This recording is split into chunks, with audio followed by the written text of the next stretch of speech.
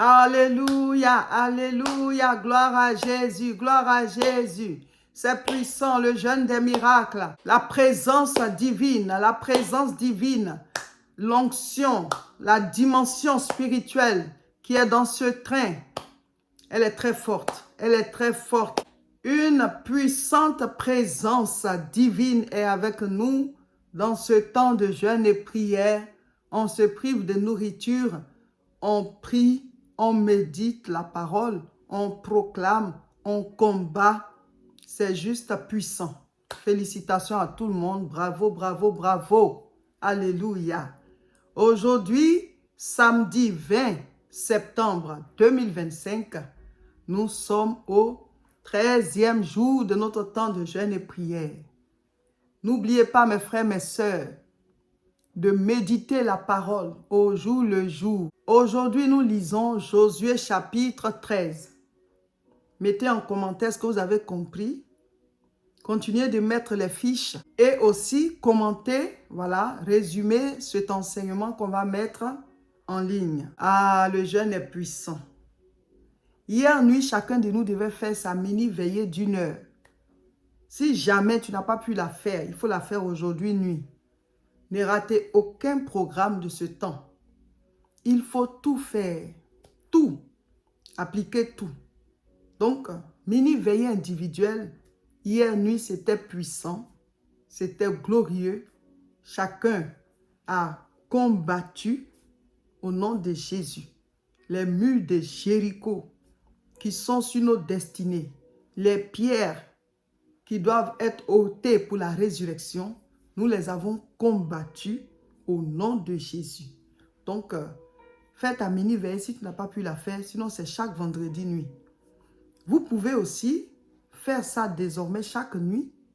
Voilà, même si ce n'est pas 1 heure, mais 30 minutes la nuit.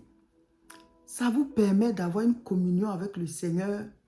Voilà, dans le silence là, de la nuit avec lui. On peut prier aussi dans la journée. Hein. On dit d'avoir 2 séances de prière. Donc, c'est à vous de voir à quelle heure vous la faites. Mais les mini-veillées, c'est la nuit. Donc, habituez-vous aussi à cela. Même après le jeûne, ayez des temps personnels avec Dieu dans la nuit. Vous priez et vous partez vous coucher ou bien vous dormez. Après, vous vous levez, vous partez faire votre prière, vous revenez vous coucher encore. C'est important d'avoir cette relation personnelle avec le Saint-Esprit. Le Saint-Esprit, c'est l'Esprit de Dieu. Il est là, il est avec nous. Sa présence en nous, c'est déjà un miracle et c'est ce qui crée les miracles. C'est ce qui produit les miracles. C'est ce qui accomplit les miracles en nous, autour de nous. Merci Seigneur. Merci. Ce jeûne est puissant.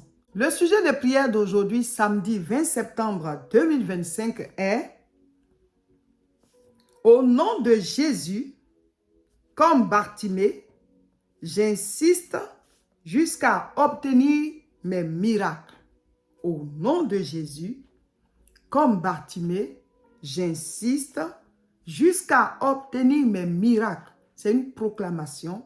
On va insister comme Bartimée jusqu'à obtenir notre miracle. Donc aujourd'hui, on va voir le miracle de Bartimée. Voilà. Le miracle de Bartimée, comment est-ce que ça s'est passé? Voilà, pour qu'il puisse avoir son miracle, c'est le miracle de la persévérance. Le miracle de la persévérance. Quand tu persévères, tu finis par avoir le résultat. Donc, il y a un miracle qui se produit quand on persévère. Donc, le thème de la vidéo, c'est le miracle de la persévérance. Amen. Marc chapitre 10, à partir du verset 46. Ils arrivèrent à Jéricho et lorsque Jésus en sortit avec ses disciples et une assez grande foule, le fils de Timée, Bartimée, mendiant, aveugle, était assis au bord du chemin. Il entendit que c'était Jésus de Nazareth et il se mit à crier, « Fils de David, aie pitié de moi. » Plusieurs le reprenaient pour le faire taire, mais il criait beaucoup plus fort, « Fils de David, aie pitié de moi. » Jésus s'arrêta et dit, appelez-le. Ils appelèrent l'aveugle en lui disant, prends courage, lève-toi, il t'appelle. Verset 50. L'aveugle jeta son manteau et se levant d'un bond, vint vers Jésus. Verset 51. Jésus, prenant la parole, lui dit, que veux-tu que je te fasse? Rabouni, lui répondit l'aveugle, que je recouvre la vue. Oh Seigneur, oh, nous sommes tous comme Bartimée. Nous sommes tous des Bartimées. Nous sommes tous comme lui. Chacun dans un domaine. Lui ici, il ne voit pas. C'est la cécité. Il est aveugle. Mais chacun de nous a une situation comme lui dans un certain domaine. C'est pour cela qu'on demande à Dieu des miracles. Donc, Marc 10, 52, et Jésus lui dit, va, ta foi t'a sauvé. Aussitôt, il recouvra la vue et suivit Jésus dans le chemin. Quelle histoire! Maintenant, on va l'interpréter. Le miracle de la persévérance, c'est le thème de la vidéo. Nous sommes dans un jeûne dénommé le jeûne des miracles. Le miracle, c'est Dieu qui le fait. Et on a dit que le Saint-Esprit en nous, c'est lui qui fait les miracles. Mais nous, on est en train de vous expliquer qu'est-ce qu'il faut faire, voilà, à travers les différents miracles que nous sommes en train de voir. Voilà, qu'est-ce qu'on fait au juste pour déclencher nos miracles puisqu'on a déjà le Saint-Esprit en nous. Amen. Voilà. Donc ici, c'est l'histoire de Bartimée.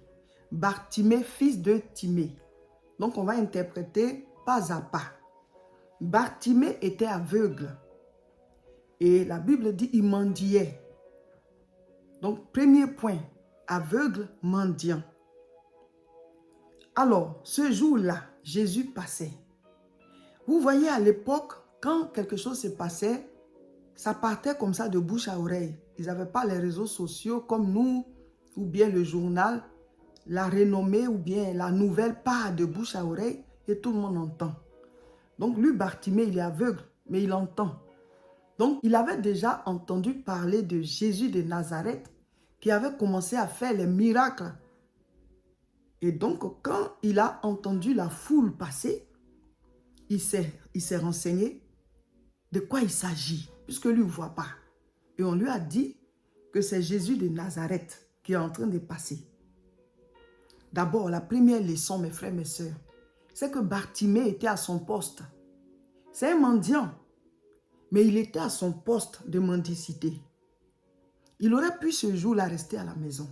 Vous dites vraiment aujourd'hui, je n'ai pas envie d'aller mendier.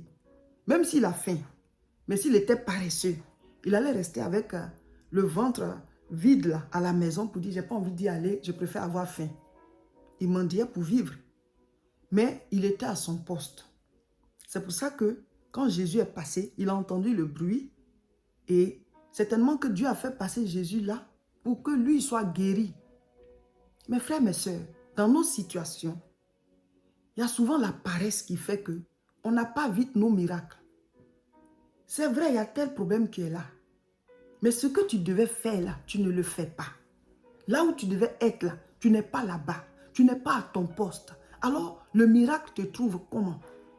Les dossiers que tu devais aller déposer pour qu'on puisse te prendre là, tu ne vas pas déposer. Les coups de fil que tu devais lancer, appeler les gens, tu ne le fais pas. Mets tes choses en ligne pour que les gens voient. Fais ta publicité pour que le produit ou bien le service que tu fais, que les gens puissent être attirés. Tu ne le fais pas. Tu n'es pas à ton poste. Tu ne fais pas ce que tu devais faire. Comment le miracle va te trouver? On a dit que le Seigneur va te donner des instructions. Toi, il faut les appliquer, mais tu ne les appliques pas. Il dit ôter la pierre, tu ne ôtes pas. Va déposer tes dossiers, tu ne le fais pas. Il faut bouger, va rencontrer les gens, tu ne le fais pas. Bartimée était à son poste. Bartimée a fait ce qu'il devait faire. Il est venu mendier. C'est ça qu'il fait pour vivre. Donc, il était là. Première leçon. Levons-nous pour agir. Ce qu'on doit faire, là, faisons-le. Levons-nous pour que la bénédiction nous trouve là où ça doit nous trouver. là où Dieu a prévu qu'on soit, pour que la chose nous trouve là. Mais souvent, on se déplace. Dieu t'a dit, reste là pour quelque chose. Allez, tu es fâché et tu changes de place, alors que la bénédiction devait te trouver là. Mes frères, Bartimée était à son poste. Deuxième leçon qu'on peut tirer de ça, c'est que Bartimée, quand il a entendu dire que c'est Jésus de Nazareth, il n'a pas dit Jésus de Nazareth, aie pitié de moi. Il a dit fils de David, aie pitié de moi. Ça veut dire que Bartimée connaissait la parole. Depuis qu'ils sont petits, on leur enseigne que le Messie va venir, le Shiloh va venir et qu'il sera, le descendant de David. C'est lui qui va venir occuper le trône de David de manière éternelle. Et lui, Bartimée, s'il appelle Jésus fils de David, ça veut dire qu'il connaît la parole de Dieu déjà. Il sait que celui qui va venir un jour et qui va faire tous ces miracles-là, c'est que c'est lui. C'est lui le fils de David. Donc en disant fils de David, ça veut dire qu'il connaît la parole de Dieu. Et ça veut aussi dire qu'il a foi que c'est lui le Messie et qu'il peut le guérir. Il peut le guérir. Est-ce que vous comprenez? Donc, on dit on est chrétien. Ça ne va pas dans notre vie. Il y a des choses qu'on espère. On veut le miracle. Mais même la parole de Dieu, tu ne connais pas. On ne dit pas qu'on va connaître toute la Bible.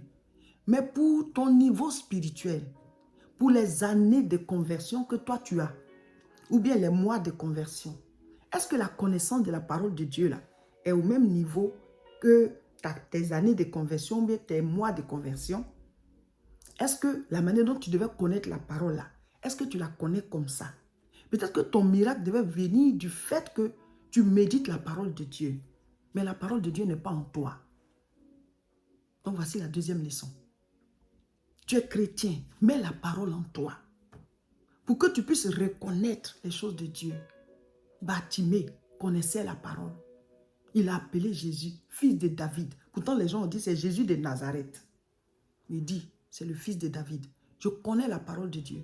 Le Messie, quand il va venir, il sera le descendant de David. Et il fera des miracles. Ce qu'on a entendu dire qu'il fait, personne ne fait ça. Donc, c'est le fils de David. Est-ce que tu connais la parole de Dieu? Est-ce que tu la mets en toi? Tu es chrétien, est-ce que tu lis la Bible?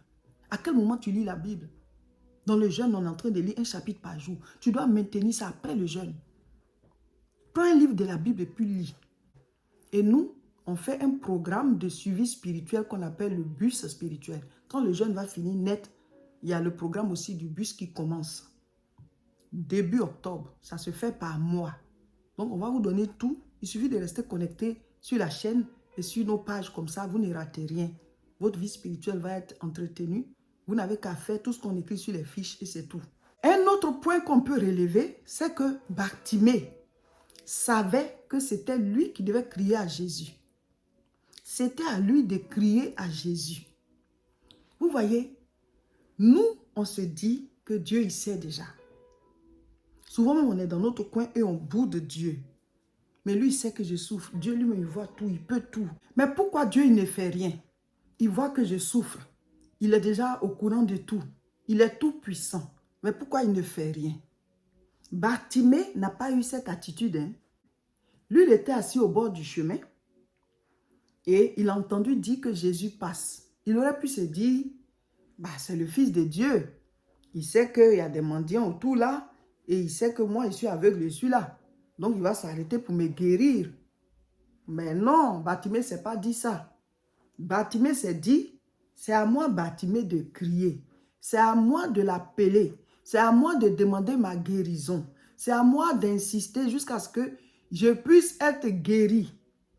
Vous voyez? Nous, on n'a pas, en général, on n'a pas cette attitude. On se dit, Dieu, il le sait, c'est lui qui va le faire. Mais écoutez, mes frères, mes sœurs, Dieu, il agit en fonction de ce qu'il a écrit. Il dit, Matthieu chapitre 7 au verset 7, « Demandez, l'on vous donnera. Cherchez, vous trouverez. Frappez, l'on vous ouvrira. » Pourquoi Dieu veut qu'on demande? Mais parce que Dieu nous a créés libres. On est des personnes à son image et à sa ressemblance, mais il nous a créés libres de choisir. Donc, il faut qu'on formule la demande. pour que lui, Dieu, il nous exauce. Et ça peut prendre du temps pour dire que j'insiste, je demande jusqu'à ce que j'obtienne. Mes frères, mes soeurs. Donc, Bartimée avait compris cela.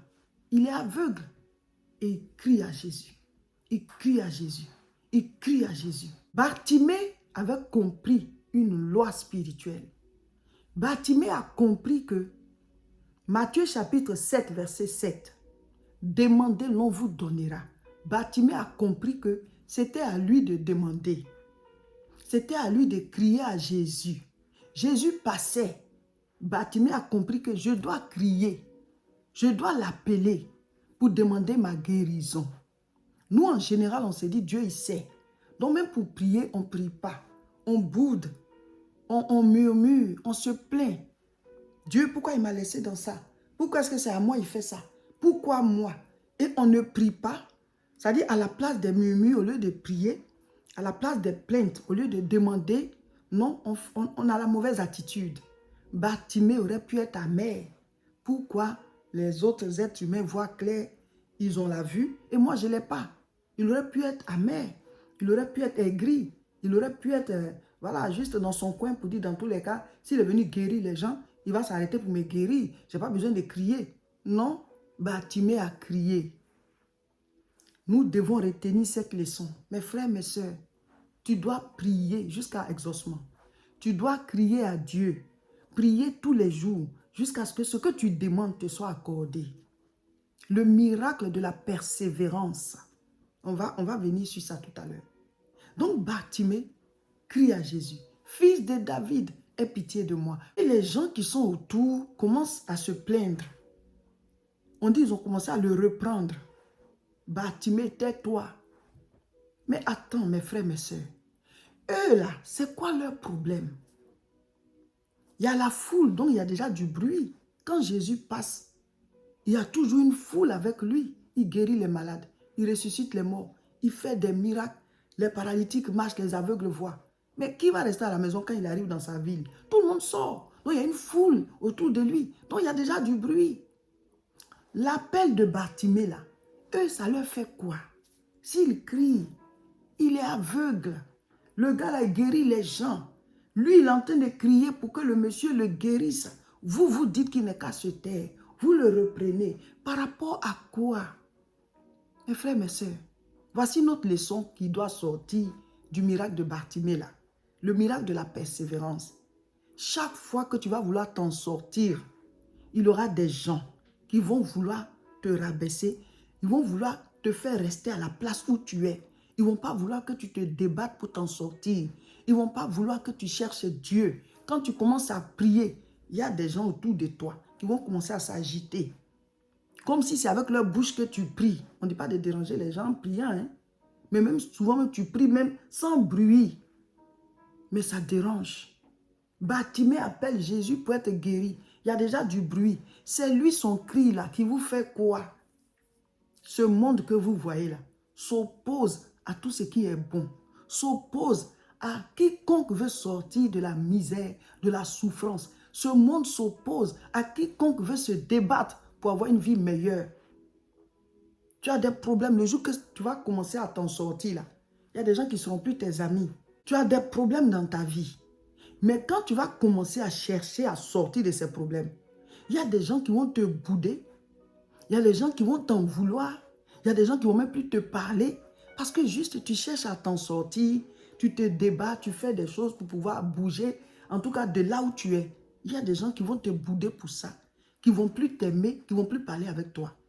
Bartimée est en train d'appeler Jésus. Jésus, fils de David, aie pitié de moi. Aie pitié de moi. Les gens qui sont autour lui disent de se taire.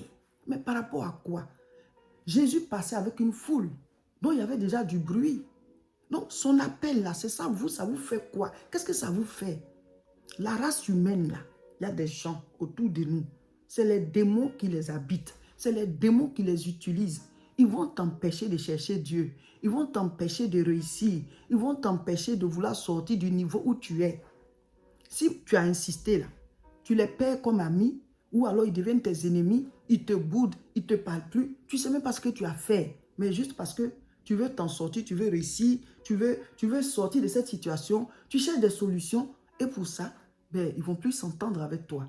Ils te préfèrent dans ta souffrance, dans ta misère. Bartimée était obligé de mendier pour manger parce qu'il ne voit pas. Il cherche à voir, il appelle Jésus. Vous, vous dites qu'il n'est qu'à se taire. Vous, vous dites qu'il n'est qu'à se taire. Ça veut dire qu'eux, ils veulent continuer à lui donner pour que Bartimée tende la main. Ceux souvent qui nous aident, quand nous, on essaye aussi de s'en sortir, souvent ça peut ne pas leur plaire. Parce qu'ils veulent toujours que tu leur tendes la main. Or, c'est la main qui donne, qui ordonne. Donc, le fait de te donner tout le temps, c'est comme s'ils te dominent. Il y a des gens qui donnent et qui sont bien. Et qui veulent même t'aider à t'en sortir. Mais il y a un autre groupe là. Eux, ils ne veulent même pas que tu sortes de là. Que tu dépendes toujours d'eux. Pour qu'ils se sentent toujours supérieurs. Pour qu'ils se sentent toujours au-dessus de toi. Quand tu commences à t'en sortir, bonjour les problèmes. La personne ne va même plus te parler. Tu cherches à travailler, tu cherches à faire des choses aussi. Mais tu veux dire quoi? Tu veux dire quoi par là? Ils veulent que tu te taises. Ils veulent que tu restes là. Dans ton niveau de souffrance là. Et quand tu commences à prier, il y a des gens que ça va déranger. Quand tu commences à prier, ça dérange des gens. Dans ta famille, dans ton entourage. Parce que tu es comme Bartimée qui est en train de crier à Jésus pour sa guérison et pour sa délivrance. Donc les gens vont te dire, Bartimée, tais-toi. Ils vont te reprendre. Mais qu'est-ce que Bartimée a fait? Bartimée n'a pas écouté. Lui, il ne voit pas. Vous voyez, moi, il y a quelqu'un qui peut me guérir. Je vais me taire. Non, j'aime le caractère de Bartimée là. Est-ce qu'il les a écoutés? Est-ce que Bartimée les a écoutés? Peut-être que dans son cœur là-bas, il s'est dit, moi, je ne vois pas, mais j'entends. Et puis j'ai ma bouche. J'ai ma bouche, je vais crier, il va m'entendre. Donc quand Bartimée, certainement, il a senti le bruit proche de lui, là, il s'est dit, il est là, il est là. Il commence à crier. Il n'a pas crié peut-être quand Jésus était encore loin. Quand Bartimée a senti que la foule est maintenant proche de lui, là, il s'est dit, c'est le moment, le Christ est là, le fils de David est là. Il crie, fils de David, aie pitié de moi. Fils de David, aie pitié de moi. Les gens le reprenaient. Mais il a insisté, il a persisté, il a persévéré. Il a persévéré, mes frères, mes sœurs. Le miracle de la persévérance. Souvent, nous, on se décourage. Bartimée aurait pu se dire, mais pourquoi Jésus, je l'appelle? Même le premier appel, il aurait pu répondre. Il aurait pu répondre. Il n'a pas répondu. Il a laissé le temps aux gens de me reprendre. Il a laissé le temps aux gens de me crier dessus. Est-ce que Bartimée s'occupait de tout ça? Lui, il avait les yeux fixés, ses yeux spirituels dedans là-bas, étaient fixés sur sa guérison. C'est ce qu'on dit là. Que la vue, c'est-à-dire la vision, ce que tu vois dans ton esprit là, lui ne voyait même pas clair. Mais dedans là-bas, c'est que lui voyait. Il se voyait guéri. Mais dans la réalité, il a la cécité, il ne voit pas, il est aveugle. Mais ses yeux là-bas spirituels le voyaient guéri. Donc, il a insisté en fixant ses regards spirituels sur sa guérison. Le miracle de la persévérance. Il y a certains miracles là. Tu dois persévérer. C'est le niveau de frapper. Parce qu'il a demandé à chercher à frapper. Il y a des miracles qui sont au niveau de frapper. Tu dois persévérer. Et frapper, ça fait mal. Et on ne sait pas combien de temps on doit frapper. Parce que tu n'as pas la clé. On doit t'ouvrir de l'intérieur. Donc, ces genres de miracles-là, c'est après un certain temps d'insistance, de persévérance, malgré le manque de réponse. Tu insistes, tu persévères. Je ne sais pas pour combien de temps. Parce que ce n'est pas le même temps d'un miracle à l'autre. Mais comme tu persistes, tu persévères, tu crois, alors le miracle s'opère. Le miracle de la persévérance. Et donc, ceux qui n'arrivent pas à ce niveau de persévérance, ils laissent tomber, ils se découragent et ils n'ont pas leur miracle. Si Bartimée, au premier appel, où les gens ont dit tais-toi, il s'était tu, Jésus allait partir. Pourtant, il aurait pu être guéri le jour-là. Combien de choses on aurait pu avoir dans nos vies si on avait persisté, si on avait persévéré, si on avait insisté. Combien de niveaux on aurait pu atteindre, combien de choses on aurait pu acquérir, combien de choses on aurait pu réaliser par la persévérance. Le miracle de la persévérance. que ce soit au travail, que ce soit pour ta guérison, que ce soit pour ton mariage, que ce soit pour des réalisations, ou bien pour la création d'entreprises, ou bien pour des demandes de, je ne sais pas, visa, ou bien pour, voilà, pour des papiers, ou bien pour, voilà, des choses, des parcelles à acquérir. Je ne sais pas combien de choses on aurait pu avoir si on persévérait. Si on persévérait. Mais on a laissé tomber par manque de foi, par découragement. Donc tu es juste là, tu n'espères plus rien. Alors que, en entendant là, continue d'espérer, continue de prier. C'est le même temps qui va s'écouler, non? Mais au moins, tu es en train de tirer la corde, tu ne l'as pas lâché. Mes frères, mes sœurs, qu'est-ce que je veux vous dire à travers cet enseignement? Nous sommes en train de prêcher sur le miracle. On est dans le temps de jeûne et prière des miracles. Alors, présentement, nous prions. Il y a certains miracles qui vont se déclencher. Mais il y a des miracles là, qui ont besoin de persistance, de persévérance, d'insistance, d'être courageux jusqu'à ce que. Donc même si le jeûne finit, tu as déjà pris le rythme, continue et reste connecté à nos chaînes. Il y aura d'autres programmes. Le bus spirituel, surtout le mois d'octobre, et à partir du début de novembre, on commence un autre programme qu'on appelle la haute tension spirituelle. Ça, ce n'est pas pour jeûner. Hein. Le prochain jeûne, c'est en janvier.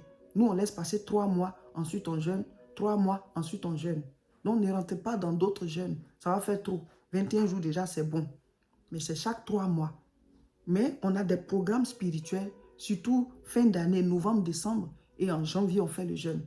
Donc, le mois d'octobre, on va vous mettre la fiche qu'on appelle le bus spirituel. Parole à méditer, sujet de prière par semaine. Comme ça, vous maintenez votre vie de prière, votre communion avec le Seigneur. Donc, même si le jeûne finit, il y a des miracles qui seront en cours. Donc, vous continuez de tirer la corde. Persistez, insistez, persévérez jusqu'à ce que. Donc, ça va faire qu'on va finir le jeûne. Déjà, il y a des témoignages. Hein. Il y aura des témoignages aussi qu'on va finir. Et certains témoignages vont continuer de nous parvenir.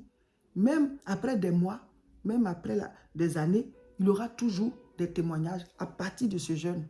Parce que ça dépend des miracles que tu as demandé. Ça dépend des miracles que tu as demandé. Mais il faut continuer de persévérer dans la prière. La persévérance déclenche le miracle. Que ce soit un miracle à court terme ou bien un miracle à long terme. Mais le fait de persévérer, d'insister, ça crée le miracle. Tu crois, tu le vois, tu crois, tu le dis. Et tu agis et tu persévères. Donc on a dit qu'il faut le voir. Ensuite on a dit qu'il faut le croire. Et on dit qu'il faut le dire. Il faut agir. Mais après agir là, j'ajoute maintenant qu'il faut persévérer. Jusqu'à ce que. Il faut persévérer jusqu'à ce que.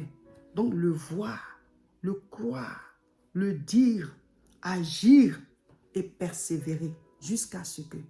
Le voir, le croire, le dire, agir et persévérer jusqu'à ce que. Ça crée le miracle. Amen. Quand on continue l'histoire, Jésus a appelé Bartimée. Il dit, appelez-le. Et ceux qui disaient, tais-toi, on dit, ils le reprenaient là. Ils disent, prends courage, il t'appelle. Les gens sont bizarres. Ceux qui disaient, tais-toi, qui le reprenaient là. Quand Jésus a dit, appelez-le, eux tous ils disent, prends courage, il t'appelle. C'est maintenant ils sont en train de l'encourager. Mes frères, quand tu es déterminé pour faire quelque chose là, n'écoute pas les gens. Quand tu as décidé avec Dieu, et puis tu sais que c'est vrai, ce n'est pas les mauvaises choses, et puis on te parle, tu n'écoutes pas. Non, ce n'est pas de ça que je parle. Mais par exemple, Dieu t'a convaincu de quelque chose, et toi-même tu vois que c'est bon, tu dois le faire. Insiste, persévère. Il y aura des gens qui vont te décourager, chercher à te décourager pour dire non, laisse tomber ça là. Fais comme Bartimée. Insiste, persévère. Les mêmes là, quand ça va marcher, ils vont te dire waouh, félicitations. Pourtant, ils avaient dit de ne pas faire. Pourtant, ils t'avaient dit de laisser tomber. Les mêmes qui ont dit, tais-toi, ils disent, prends courage, ils t'appellent. La loi de la vie, là, c'est ça. Nous, on veut nos miracles. Quelqu'un peut te conseiller, mais c'est à toi de choisir ce que tu écoutes et ce que tu n'écoutes pas. La personne ne peut pas t'obliger à obéir à ce qu'il t'a dit. C'est toi qui choisis. Donc, restons focaliser, concentrer sur nos objectifs, sur la vision que Dieu nous donne. Voilà, on peut écouter les conseils, mais trions. Il y en a là, c'est pour nous bloquer, pour nous empêcher d'atteindre nos miracles. Et aussi, en nous-mêmes, il y a le découragement. Bartimée aurait pu se décourager, hein. Mais il a manifesté tellement de foi, c'est-à-dire d'actes de foi. Bartimée ne s'est pas découragé. Les gens cherchaient à le décourager, mais il aurait pu lui-même aussi se décourager. Il ne s'est pas découragé. Il a insisté parce qu'il avait besoin. Mais nous, on a besoin, mais souvent, bon, quand ça prend du temps, on se décourage, on préfère vivre avec la chose. Ce n'est pas la bonne manière.